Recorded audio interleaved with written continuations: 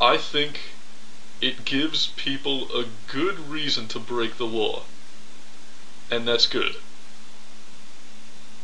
Let me elaborate a little bit. Breaking a law every now and then is part of being a conscientious citizen.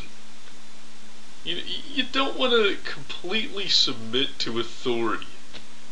When somebody smokes a joint for the first time, and after watching all of those stupid ONDCP commercials where the kid smokes a joint and blows his head off with a shotgun, they realize, hey, this isn't that bad. Well, fuck, if they lied to me about this, maybe they're lying about some of this other shit too. And that's good. That's good training to think and be an autonomous person.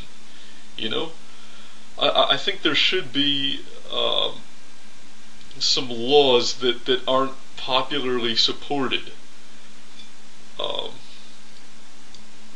And something that has as much popular appeal and so many fans and advocates and lovers as weed being illegal. I see that as a good thing.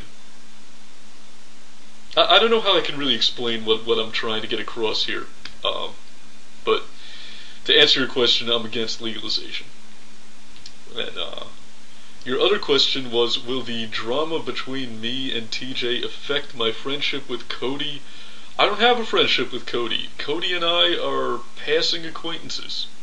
I think if you ask him, he'll say the same thing. It probably will. I don't know. I don't want to leap to judgment. I suspect that things may get more hostile between he and I, since he and TJ are like, these days. But I don't know. Maybe he'll dissent. We'll see. Okay.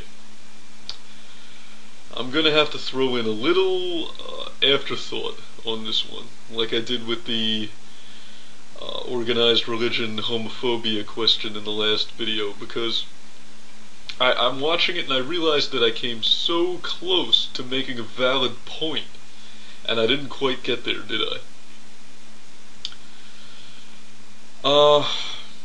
I think it's good for there to be one or two really dumb laws that are out in front, plainly visible, to demonstrate to people that the law itself is not infallible.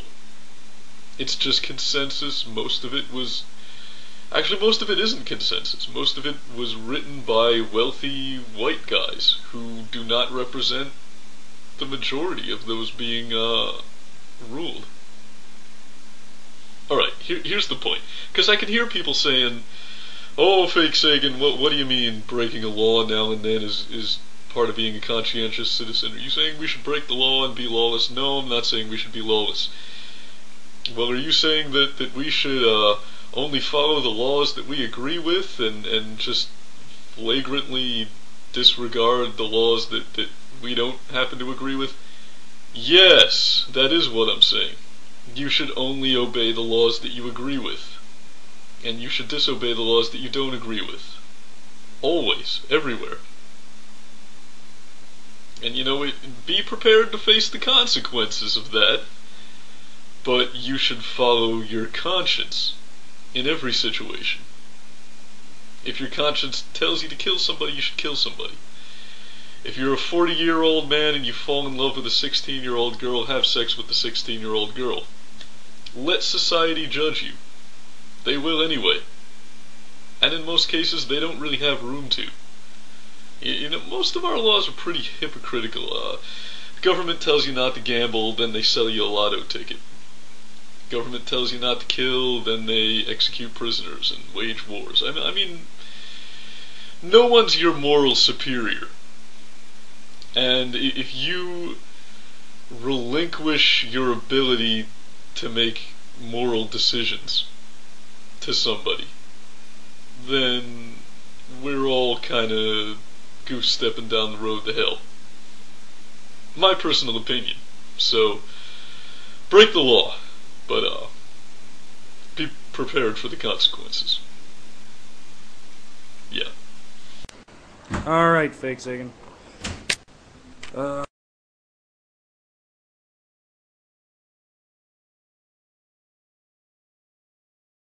How would Fake Sagan survive the zombie apocalypse? Well, I think I'd probably reach for this fucking thing.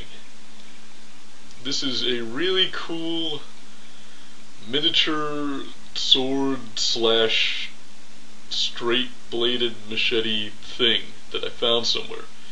And what I really like about it is it's thick. If you stack 3/4 on top of each other and hold the blade edgewise like this, it's about the same thickness. And this thing isn't particularly sharp, but it's so fucking sturdy that I could really see just like hacking through a ton of fucking zombie spinal cords before it finally chipped, much less broke. When you wield this thing, it's got about the same heft as like a Louisville Slugger.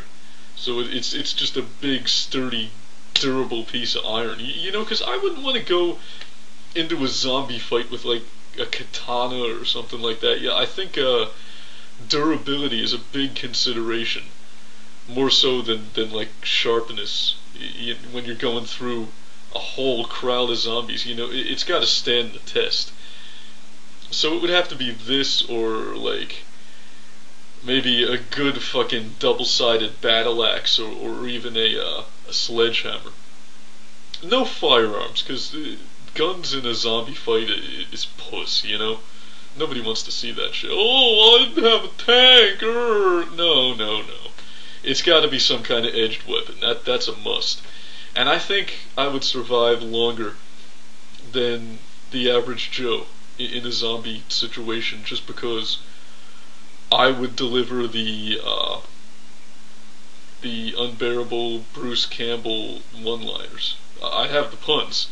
You know, it's like I chop a zombie in half and I'd say like, sorry you had to split, and shit like that, you know? I think that's a consideration when you're trying to stay alive in a zombie situation. But that would really be fun, actually. That's a good question, because I would like it if a zombie apocalypse took place. Although I don't even think I would notice that anything was different for a few days. But when I did, it'd be time to kick ass. That's your answer.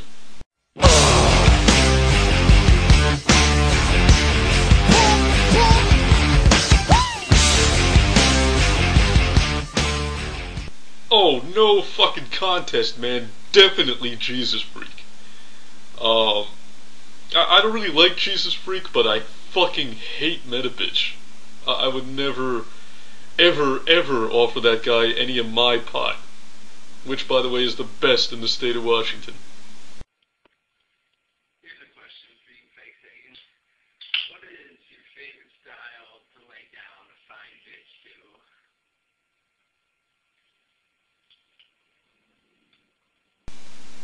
What is my favorite style to lay down a fine bitch to? Favorite style of what, man? Favorite style of music? Favorite style of mattress on the bed? I don't understand the question. I'm making this too complicated. My favorite style to lay a fine bitch down to is to lay that bitch down by the fire, and it's gotta be old school OG gangsta vanilla thriller style, motherfucker. I guess.